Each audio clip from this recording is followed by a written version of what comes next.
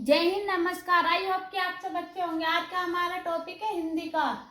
यह निश्चित प्रश्नों की सीरीज चल रही है। यह परीक्षाओं की दृष्टि से बहुत ही महत्वपूर्ण प्रश्न है। यहाँ से हर एग्जाम में प्रश्न पूछे ही जाते हैं। तो चलिए देखते हैं। प्रश्न है हमारा, विशेषण का लिंग किसके अनुसार होता है। तो विशेषण का लिंग किसके अनुसार होता है? विशेष्य के अनुसार, स्त्रीलिंग के अनुसार, स्वतंत्र रहता है पुल्लिंग के अनुसार। तो किसके अनुसार होता है विशेषण का लिंग? तो ये होता है हमारा विशेष्य के अनुसार। आगे बात करते हैं हम अगले प्रश्न की। निम्नलिखित में से कौन सा विशेषण नहीं है? तो निम्नलिखित में से कौन सा विशेषण नहीं है? तो ये हो जाएगा हमारा नीति। आगे बात करते हैं अगले प्रश्न पर। निम्न में से कौन सा शब्द विशेष्य नहीं है? निम्न में से कौन सा शब्द विशेष्य नहीं है? तो कौन सा नहीं है? उत्कृष्ट है, निकृष्ट है, दृष्ट है, ऐसर है। तो कौन सा नहीं है? तो ये हो जाएगा ऐसर। ऐसर किससे बना है? ऐसर बना है ईस्ट से।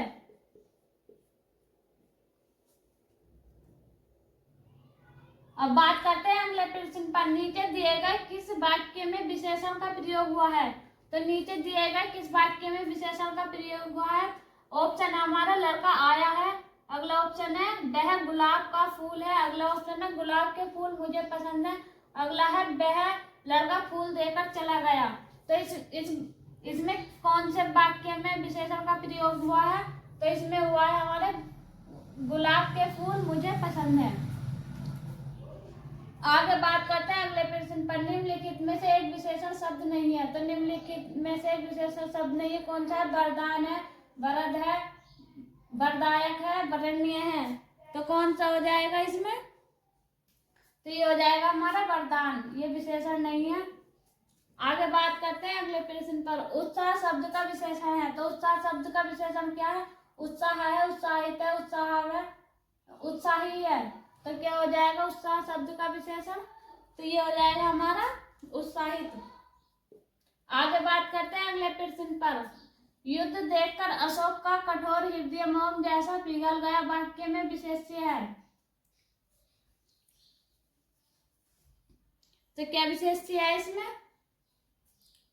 कठोर है, अशोक है, हृदय है, मोम है। तो क्या हो जाएगा इसमें विशेष्य? तो ये हो जाएगा हमारा हृदय। आगे बात करते हैं अगले प्रश्न पर। भोले बालक ने क्रूर के कठोर हृदय में कोमल भावना जगा दी वाक्य में कितने विशेषण हैं? तो कितने विशेषण हैं इस वाक्य में? भोले बालक ने क्रूर के कठोर हृदय में कोमल भावना जगा दी। तो कितने विशेषण हो जाएंगे इसमें? 4 है, 3 है, 2 है, 6 है। तो कितने हैं? तो इसमें हो जाएंगे हमारे 4 विशेषण। और आगे देखते हैं। अब बात करते हैं हम अगले प्रश्न की। पुस्तक धड़ाधड़ बिक रही है में धड़ाधड़ शब्द का कौन सा रूप है? पुस्तकें धड़ाधड़ बिक रही हैं, धड़ाधड़ में शब्द में कौन सा रूप है? तो कौन सा है? देखते हैं। क्रिया विशेषण है, विशेषण है, क्रिया है या फिर विशेषण है। तो क्या हो जाएगा? पुस्तकें धड़ाधड़ बिक रही हैं, धड़ाधड़ शब्द में कौन सा रूप हो जाएगा इसमें? तो ये हो जाएगा हमारा क्रिया विशेषण। अब बात करते हैं हम अगले प्रश्न पर। इनमें संख्यावाचक विशेषण कौन सा है? तो इनमें संख्यावाचक विशेषण कौन सा है? 10 है, काला है, रावण है, खट्टा है। तो कौन सा हो जाएगा संख्यावाचक? तो ये हो जाएगा हमारा 10। और काला क्या हो जाएगा? तो काला हो जाएगा गुणवाचक, क्योंकि काला विशेषता बताता है। आगे बात करते हैं। रावण है व्यक्तिवाचक।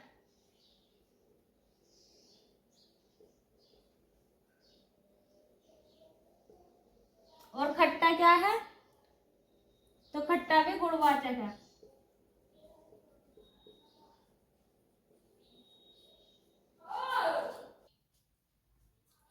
आगे बात करते हैं अगले प्रश्न पर।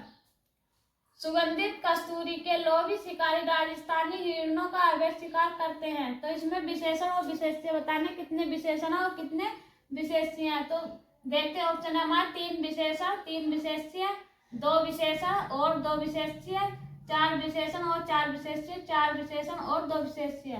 तो क्या हो जाएगा इसमें?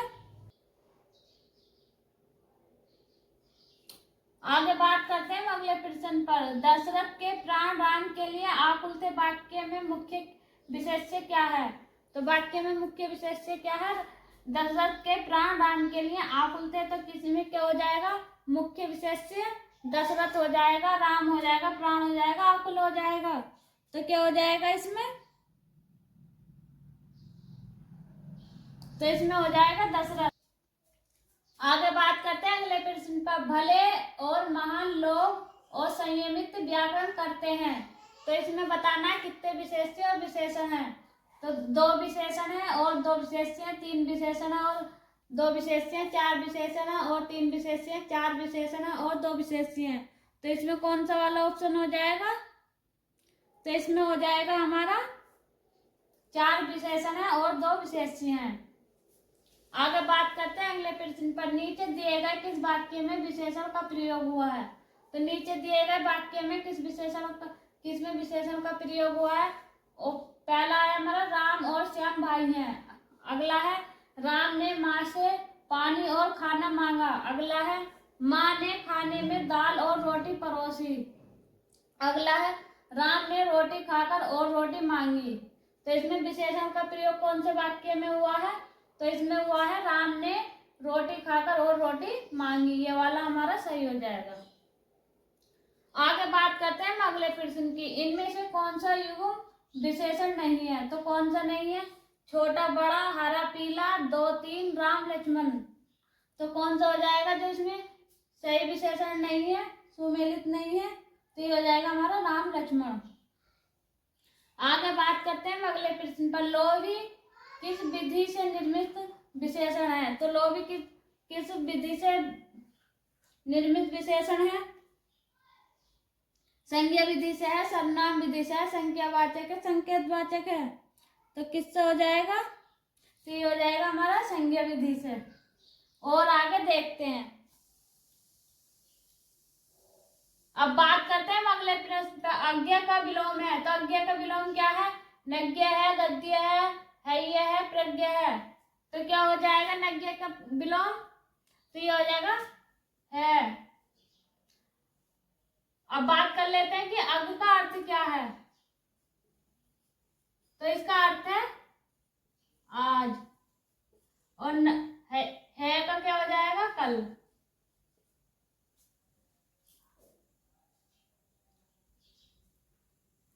और गद्य का हो जाएगा गद्यांश।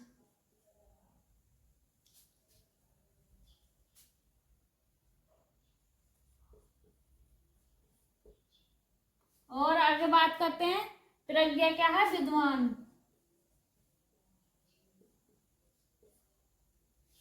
और आगे देखते हैं। अगला प्रश्न है हमारा विलोम शब्द का विलोम है। तो विलोम शब्द का विलोम क्या हो जाएगा? अधोदय हो जाएगा, अनोदय हो जाएगा, अन्य उदय हो जाएगा, ओदय हो जाएगा। तो क्या हो जाएगा विलोम का विलोम शब्द? तो ये हो जाएगा अधो उदय। आगे बात करते हैं अगले प्रश्न पर। संज्ञा का विलोम है। तो संज्ञा का विलोम क्या है? प्रज्ञा है, अज्ञा है, अवलंब है, विलंब है। तो संज्ञा का विलोम क्या हो जाएगा? तो संज्ञा का विलोम हो जाएगा विलंब। आगे बात करते हैं अगले प्रश्न पर। अंकुश का विलोम है। अंकुश का विलोम है। तो अंकुश का विलोम क्या है? अंकुश है, निरकुश है, अपकुश है, अपकुश है। तो क्या हो जाएगा अंकुश का विलोम? निरकुश, निरंकुश, अपकुश या अपकुश। तो क्या हो जाएगा? तो अंकुश का विलोम हो जाएगा निरकुश। आगे बात करते हैं अगले प्रश्न पर। अधोलिखित का विलोम है। अधोलिखित का विलोम है। तो अधोलिखित का विलोम क्या हो जाएगा? निम्नलिखित हो जाएगा, उपयुक्त हो जाएगा, उपरलिखित हो जाएगा, निम्नांकित हो जाएगा। तो क्या हो जाएगा अधोलिखित का विलोम? तो अधोलिखित का विलोम हो जाएगा उपर्युक्त। आगे बात कर लेते हैं निम्नलिखित का अर्थ क्या होता है? तो निम्नलिखित का अर्थ होता है नीचे लिखा हुआ। और ऊपरलिखित का अर्थ क्या होता है? ऊपर लिखा हुआ। और निम्नांकित का अर्थ होता है ऊपर अंकित। और उपयुक्त का अर्थ होता है निम्नयुक्त। आगे बात नया, नवीन का होता है नया।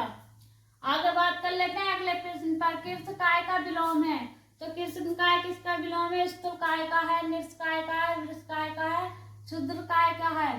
तो कृत काय किसका विलोम हो जाएगा? कृत काय का अर्थ होता है दुबला शरीर।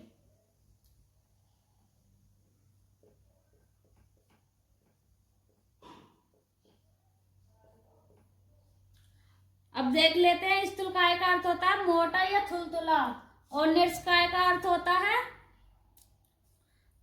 तुच्छ शरीर, और वृष काय का अर्थ होता है बैल शरीर, और क्षुद्र काय का अर्थ होता है तुच्छ शरीर। इसका भी तुच्छ शरीर ही होता है। तो इसमें कौन सा सही हो जाएगा? कृत काय का विलोम है दुबला शरीर, स्थूल काय का मोटा या थुलथुला, तो इसका यही हो जाएगा स्थूल काय।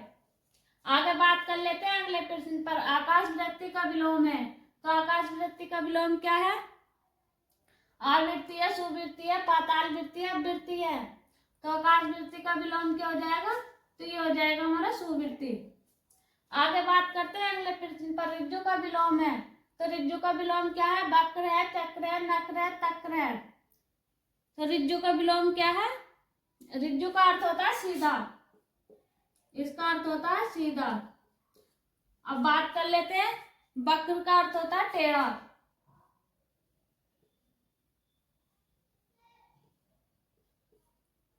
और चक्र का अर्थ होता है चक्का। आगे बात करते हैं, नक्र का अर्थ होता है नाक। आगे देखते हैं, तक्र का अर्थ होता है मट्ठा। अब देख लें, रिज्जू का अर्थ है सीधा, तो इसका विक्र का अर्थ हो गया टेढ़ा, तो इसका यही रज्जु का विलोम क्या हो जाएगा? वक्र हो जाएगा। आगे बात कर लेते हैं अगले प्रश्न पर। पदम का अर्थ है, तो पदम का अर्थ क्या है? संख्या है, तारा है, कमल है, लक्ष्मी है। तो पदम का अर्थ क्या हो जाएगा? तो ये हो जाएगा हमारा कमल। अगर वीडियो अच्छा लगा तो वीडियो को लाइक करें, चैनल पर नए तो चैनल को सब्सक्राइब करें।